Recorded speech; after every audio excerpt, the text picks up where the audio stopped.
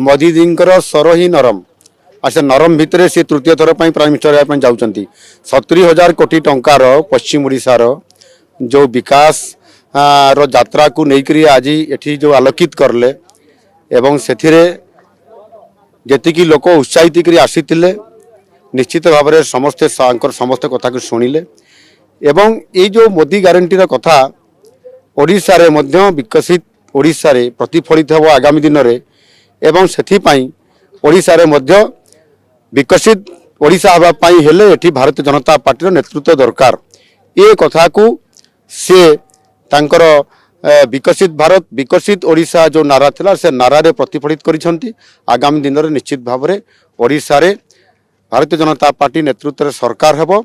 एवं एठी मध्य आपनकर विकास चित्र जेभली भाव में देखैचंती संपूर्ण ओडिशा रे आगामी दिन में ओडिशा रे बीजेपी सरकार हेले हबो सेति से संकेत दे दैछंती आसंता 5 तारिख रु 13 तारिख पर्यंत जो 1600 विधानसभा शेष अधिवेशन कामचला बजेट आकार रे आसुची एवं से निश्चित भाव में अनेक गुरुत्वपूर्ण कथा अच्छी 5 वर्ष सरकार रे नवीन पट्टनायक सरकार ओडिशावासी को विकास चित्र किभली भाव में फेल मारी देखबारे से कथाटी निश्चित भाव में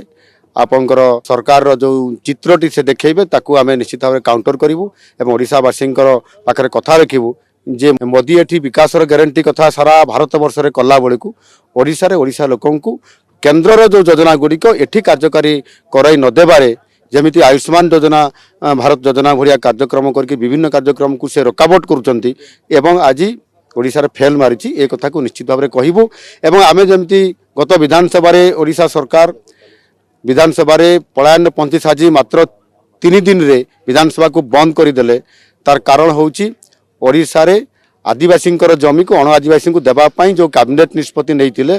एवं से ओडिशावासी तांको विरुद्ध रे जाइछंती एवं सेतिपाई शेष रे प्रत्याहार तो करिछंती किंतु निश्चित भाव में ओडिशावासी को से धोखा देइछंती आदिवासी को धोखा देइछंती एवं आदिवासी आज संपूर्ण भाव में